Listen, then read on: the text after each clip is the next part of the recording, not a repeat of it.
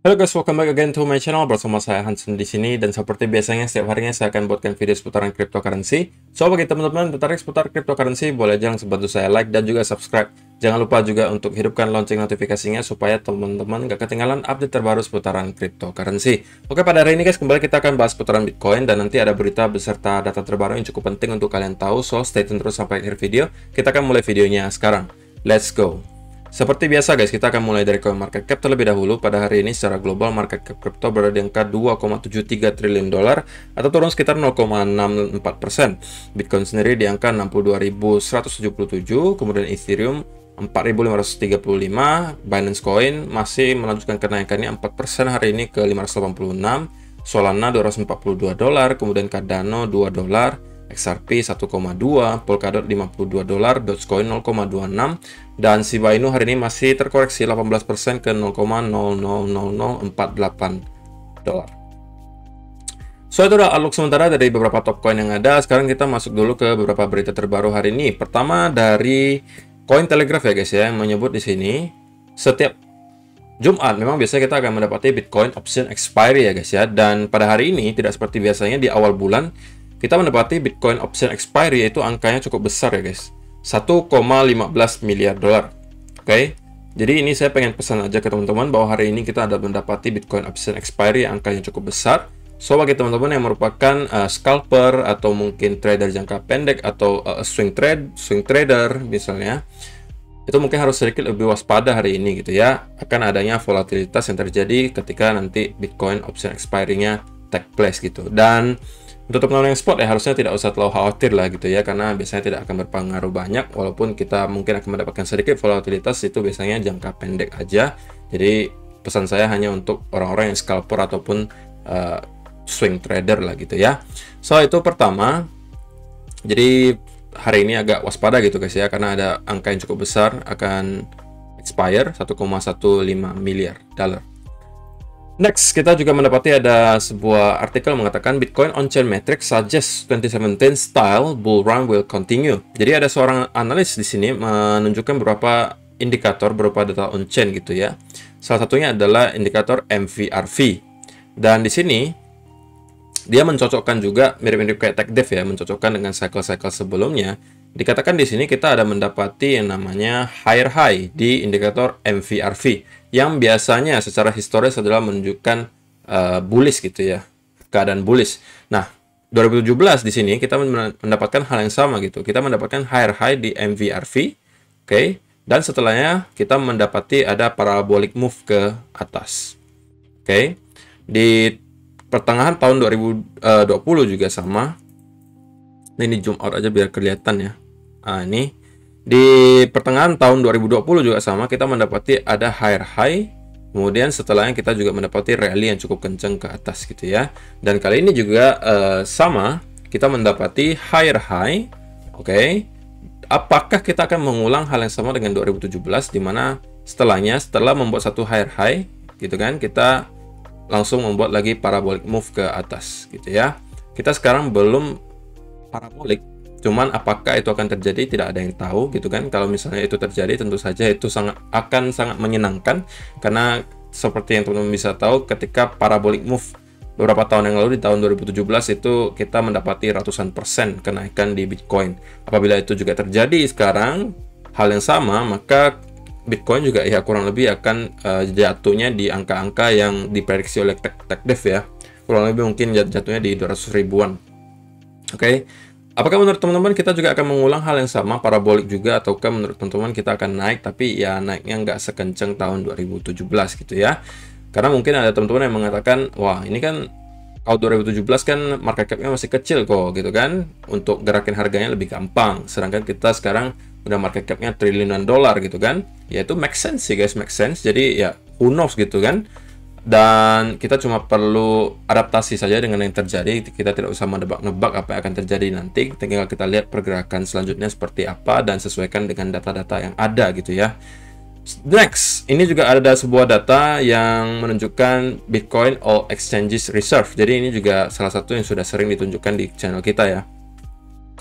Ya pada intinya adalah stok Bitcoin yang berada di exchange gitu. Dan kita bisa melihat dari awal tahun 2020 sampai sekarang kita masih belum melihat ada perubahan tren yang terjadi, di mana kita masih melihat stok Bitcoin yang berada di exchange itu terus-menerus tergerus gitu ya guys ya. Walaupun on the way kita melihat ada sesekali ada koreksi sedikit, oke, turun lagi, koreksi sedikit, turun lagi, koreksi sedikit, turun lagi gitu. Tapi overall trennya masih dalam keadaan bearish, alias kita melihat stok Bitcoin yang berada di exchange itu terus-menerus berkurang gitu, yang dalam jangka panjang tentu saja berdampak positif terhadap harga Bitcoin, karena semakin sedikit supply-nya, jika demand-nya sama atau naik, maka harga aset tersebut pastinya akan naik. Simpelnya seperti itu, teori supply and demand guys ya. Tapi sekali lagi guys, saya pengen pesan bahwa data-data seperti ini bukan untuk menilai pergerakan short term ya. Ini untuk mid sampai long term. Jadi kalau untuk short term kita masih saja bisa melihat adanya koreksi gitu kan. Tapi untuk mid term dan long term ini bisa dijadikan salah satu patokan menurut saya, oke?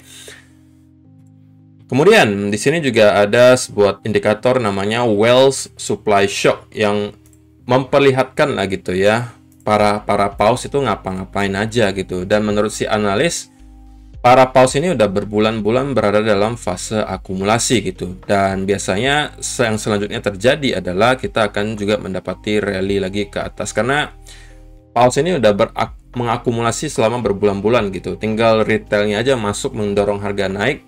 Dan setelahnya biasanya kalau udah naik tinggi, ya giliran para whale yang akan melakukan distribusi yang sama juga yang terjadi di awal 2021 kemarin guys. Tentunya bisa lihat well supply shocknya di sini mengalami penurunan yang cukup drastis di sini. Oke, dimana yang menunjukkan ya para paus ini udah mulai start distribusi gitu. Nah, ketika nanti kita juga melihat hal tersebut terjadi gitu guys, kita sudah melihat ada penurunan yang cukup tajam di well supply shocknya, ya mungkin kita sudah harus sedikit lebih waspada gitu kan, bahwa mungkin top di bull marketnya sudah dekat gitu. Dan biasanya kalau kita ngelihat ada well supply shocknya terus menurun seperti ini, tapi harganya terus merangkak naik, maka kesimpulannya adalah yang mendorong harganya terus-menerus naik itu biasanya kebanyakan adalah para retail gitu, alias para whale ini udah cicil keluar, sedangkan yang FOMO baru masuk itu para retail gitu. Nah, itu juga kita harus pantau ketika nanti kita udah naik lagi mungkin ke angka 80, 90, 100 ribu. Kalau misalnya kita melihat udah ada penurunan yang drastis di well supply shocknya, mungkin kita harus start juga untuk taking profit gitu ya. Jadi ini rata-rata datanya untuk mid sampai long term ya. Nah, kalau untuk short termnya saya pengen highlight sebuah indikator on chain. Di sini adalah indikator yang menunjukkan tingkat leverage gitu ya. Orang-orang yang pakai leverage. Per hari ini kita melihat tingkat leverage itu udah sangat-sangat tinggi gitu. Bahkan tidak pernah setinggi ini sejak akhir tahun 2020 kemarin. Ketika setinggi ini kita bisa ngelihat gitu ya, setelahnya kita akan mendapatkan sebuah koreksi yang cukup dalam. Nah, kalau misalnya ditunjukkan di chart gitu ya, Desember 2020 yang terjadi adalah yang di sini nih guys. Nah, ini. Oke, kita tiba-tiba di dump ke bawah kurang lebih 17%. Itu yang terjadi akibat kebanyakan leverage gitu. Di sini teman-teman bisa lihat leverage-nya mulai memuncak dan setelahnya kita mendapati ada koreksi yang cukup dalam sebesar 17%. Itu biasanya tujuannya hanya untuk ngebersihkan orang-orang yang memakai leverage gitu guys ya, untuk ngebersihin. Karena kalau kebanyakan leverage gitu kan, ya para exchange nggak cuan dong gitu guys. Karena kalau misalnya terus-menerus naik, banyak yang pakai leverage-nya besar-besar gitu kan, ya para exchange bakalan tekor gitu kan. Mereka mau bersihin dulu gitu kan, para orang-orang pakai leverage, habis itu baru harganya akan kembali naik. Nah, kalau misalnya teman-teman perhatikan secara detail, setiap kali gitu ya, estimate leverage ratio-nya berada di atas 0,175, biasanya tidak lama lagi kita akan mendapati semacam correction gitu. Pertama kali terjadi di akhir tahun 2020 kemarin kan, kita mendapati ada koreksi sebesar 17% gitu. Kita di atas 0,175 gitu kan. Next, kita mendapati lagi di atas 0,175-nya di April 2021. Kita lihat coba April 2021. April 2021. Nah, di sini. Sama, tingkat leverage-nya udah ketinggian, lalu kita juga udah mendapati koreksi yang besar. Bahkan sampai bulan Mei mengikuti koreksi yang lebih besar lagi di sini kan. Nah, ini juga kedua kalinya ya. Ketiga kalinya kita dapati juga di bulan September kemarin. Oke. di kurang lebih tanggal 6 September ya. Kita coba lihat, cocokkan dengan chartnya 6 September. Ya, kurang lebih udah nyampe di local top juga di sini. Ini 6 September di sini. Nah, setelahnya kita juga mendapati ada koreksi besar di sini kan. Nah, kali ini kita juga mendapatkan leverage rasionya juga setinggi waktu akhir Desember kemarin. Oke. Jadi angkanya udah jauh melebihi 0,175. Jadi ini yang sedikit mengkhawatirkan saya untuk pergerakan Bitcoin secara short term gitu. Takutnya kita akan mendapati lagi gitu ya koreksi yang terjadi mirip-mirip dengan yang terjadi di bulan September kemarin. Teman-teman bahkan bisa lihat ketika September kemarin leverage rasionya bahkan tidak setinggi ini gitu ya. Dan kita sudah bertahan di atas 0,175 ini beberapa hari ini sudah cukup lama. Dari tanggal 26 Oktober sampai sekarang kita bertahan di atas 0,175. Oke, yang menyebabkan sekarang saya sedikit agak berhati-hati untuk secara short term gitu ya. Apalagi kalau misalnya kalian trading dengan adanya indikator seperti ini. Dan secara historis ya ini cukup akurat gitu guys ya. Setelah kita mendapati ada leverage ratio yang di atas 0,175, biasanya kita akan mendapati sebuah koreksi gitu. Untuk besar tidaknya koreksi ya kita belum tahu gitu ya. Kita harus melihat pergerakannya seperti apa. Cuman biasanya ya cukup dalam gitu biasanya gitu guys. Dan berkali-kali udah dibuktikan gitu kan. Pertama di bulan Desember kemarin, saya sih lebih prefer mungkin kita mendapati yang semacam ini ya guys ya. Karena kalau misalnya ini yang terjadi, maka ini hanya sebentar doang gitu kan. Kita cuma ada tiba-tiba di bawah koreksi 17%. Cuman hanya perlu waktu kurang lebih ya 3 minggu untuk recover gitu. Dan setelahnya kita langsung melanjutkan lagi kenaikan ke atas. Jika itu yang terjadi, maka kita juga masih berarti masih perlu menunggu gitu ya, agar Bitcoin bisa kembali masuk lagi ke all time high berikutnya. Bisa jadi kita mendapati ada koreksi seperti ini lagi. Oke, sebelum kita benar-benar naik ke atas. So, secara data seperti itu ya guys ya untuk terupdate-nya. Dan secara teknikal juga sebenarnya guys, saya juga mulai agak sedikit concern dengan pergerakan Bitcoin beberapa hari ini. Kita bisa melihat setelah kemarin kita ada mendapati koreksi seperti ini. Oke, ketika breakout, oke, saya katakan minimal kita akan kembali nge-retest area di 63.500 ini. Dan kita udah nge-retest area tersebut dan kita kembali terreject sekarang ya. Dan malah sekarang di 15 minute chart, oke, teman-teman bisa melihat kita ya membentuk semacam rising channel ya gitu guys ya. Dan menurut saya memang sekarang gitu guys ya, hal yang satu-satunya yang bisa menahan Bitcoin agar tidak terkoreksi besar adalah pastinya area 60.000 di sini. Oke, karena berkali-kali kita bisa melihat di sini itu terpantau, yang bisa kita indikasikan bahwa memang di sekitar area 60.000 itu banyak sekali orang-orang untuk yang mengantri gitu untuk buy. Sehingga menyebabkan kita ketika nyampe ke arah sana itu ke angka 60.000 itu selalu mendapatkan sebuah rejection. Apabila angka 60.000-nya itu tidak lagi mampu tertahan, karena kita udah berkali-kali nih guys nge-retest 60.000. Kalau tidak mampu bertahan, maka saya expect kita akan mendapati koreksi lebih dalam, oke? Dan itu untuk mungkin membersihkan orang-orang yang tadi pakai leverage, dan dari sana mungkin kita baru akan naik ke atas. Perlu keep in mind teman-teman bahwa walaupun leverage ratio-nya sudah setinggi ini, tidak serta-merta tiba-tiba hari ini juga akan down gitu ya. Bisa jadi perlu proses beberapa hari sebelum kita mendapati koreksi gitu. Itu perlu teman-teman keep in mind. Jadi selama price action yang belum mendukung ya teman-teman jangan langsung ambil keputusan yang terlalu prematur juga gitu kan.